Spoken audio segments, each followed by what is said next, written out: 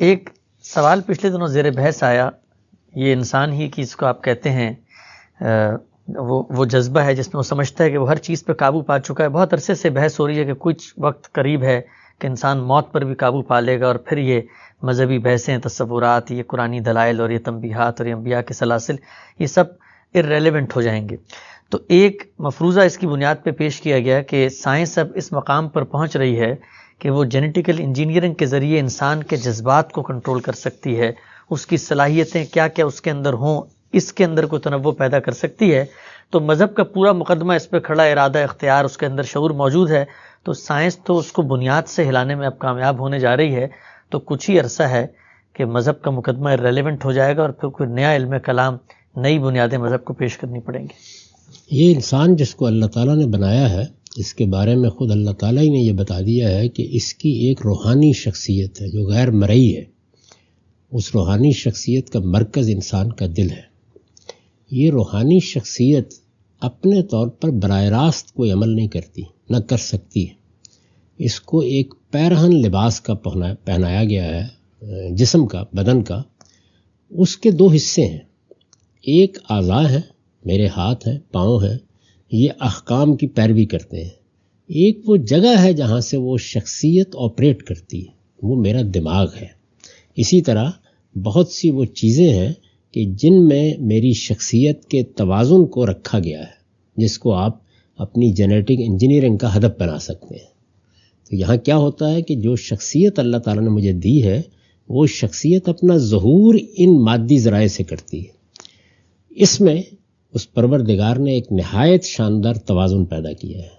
اسی توازن سے انسانی شخصیت بنتی ہے. ایک حصے جمالیات، جذبات کا تنوع، نفرت بھی، محبت بھی، اسی طریقے سے بہت سے برے داعیات، اچھے داعیات، الہمہا، فجورہا و تقواہا، ان سب سے انسان بنتا ہے.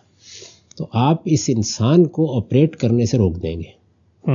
یعنی اگر کسی جگہ سے اس کے مادی وجود کو چھیڑیں گے، دماغ کو چھیڑ کے دیکھ لیں، رک جائے گا. یعنی وہ جگہ جہاں سے اس کی شخصیت جذبات کو آگے پہنچاتی ہے، آپ نے اس کو بند کر دیا. جہاں سے نفرت کو آگے پہنچاتی ہے، اس کو ختم کر دیا. تو جیسے ہی آپ یہ کریں گے تو آپ قدرت کے بنائے ہوئے توازن کو مجروح کر دیں گے. یہ توازن جیسے ہی مجروح ہوگا تو اس کے لازمی نتیجے کے طور پر پھر آپ کا بنایا ہوا انسان سامنے آ جائے گا. ٹھیک. اس انسان کے لیے یہ دین نہیں آیا. اچھا. دین تو اسی انسان کے لیے آیا ہے. چنانچہ اس وقت بھی جب ہماری وہ شخصیت ہمارے دماغ کے ساتھ اپنے رابطے میں ناکام ہو جاتی ہے تو آپ کہتے ہیں نا کہ آدمی پاگل ہو گیا. دین اس سے متعلق ہی نہیں رہتا.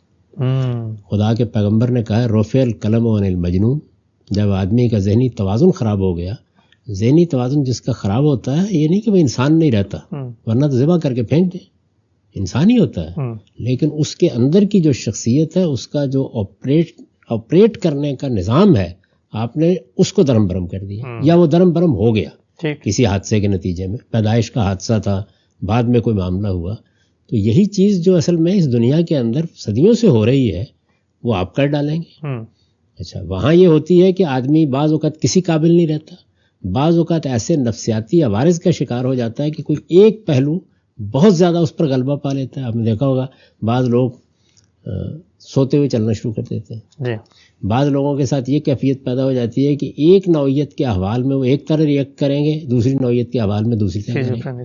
آپ فرائڈ کو پڑھیے، یونگ کو پڑھیے، آپ آج کل کے ماہرین نفسیات کے پاس بیٹھیے تو نفسیاتی عوارض کی ایک پوری دنیا آپ کے سامنے رکھ دیں گے.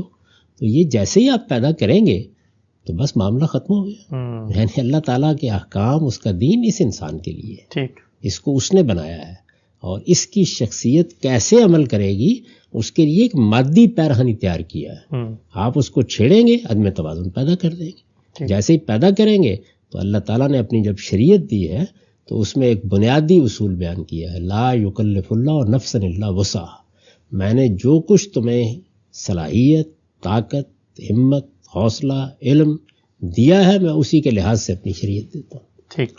تو اس لیے یہ ہمارے لیے کوئی مسئلہ نہیں ہے. ٹھیک. لیکن آپ صاحب یہ سوال تو پھر باقی رہتا ہے نا کہ اگر اللہ نے ایک اسکیم بنائی ہے، انسان پیدا ہوں گے، ان کو شعور اور ان کے اندر یہ ودیت کیا ہے، خیر و شر کا الہام، ارادہ، اختیار کی صلاحیت دی ہے، اس کو اگر آپ چھیڑ رہے ہیں تو گویا اللہ کا جو کریشن پلان تھا اس میں تو مداخلت کر رہے ہیں. تو پھر اس موقع پہ یہ بھی سوال اٹھایا جاتا ہے تو پھر اگر یہ مداخلت ہو گئی تو پھر خدا کہاں ہے, وہ روک کیوں نہیں رہا اس مداخلت کو؟ تو انتظار کیجئے کہ خدا بھی پھر اپنا فیصلہ سنا دے گا, کر کے دیکھیں نا مداخلت. لیکن مداخلتیں جب تک چھوٹے پیمانے پر رہتی ہیں ہونے دیتا ہے وہ پروردگار, اس سے پہلے نہیں ہوتی.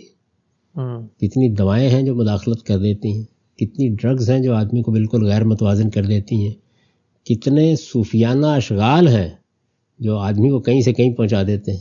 یہ ہو رہا ہے نا. تو جب تک یہ ایک محدود پیمانے پر ہو رہا ہے اس وقت تک وہی قانون ہے کہ مجنون پر کوئی ذمہ داری نہیں ہے, سوئے ہوئے پر کوئی ذمہ داری نہیں ہے, بے ہوش ہو گیا آدمی کوئی ذمہ داری نہیں ہے.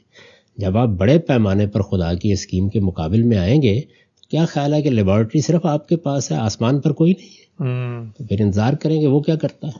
ٹھیک, لیکن اگر ہم سب کوئی شخص یہ کہے کہ ایک وقت قریب آ گیا ہے کہ موت پر بھی قابو پا لیں گے, تو اگر یہ ہو جائے تو پھر تو لگتا ہے کہ اللہ میاں کی پوری اسکیم ہی دھرم برم موت ہی ہے جس کا جواب دیتا ہے دین, اور موت ہی سے ہر چیز متعلق ہے.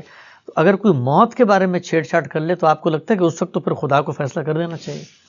یہ اللہ تعالیٰ اپنی حکمت کے مطابق فیصلے کرے گا, لیکن موت پر قابو پانے سے مراد کیا ہے؟ یعنی کائنات گرفت میں آ جائے گی, اوپر سے کوئی تودہ نہیں گرے گا, کہیں کوئی ایکسیڈنٹ نہیں ہوگا, کسی جگہ پہ کسی بس سے نہیں ٹکرائے گی, کچھ نہیں ہوگا. وہ تو ہوگا. اس لیے یہ فضول باتیں ایسے کی.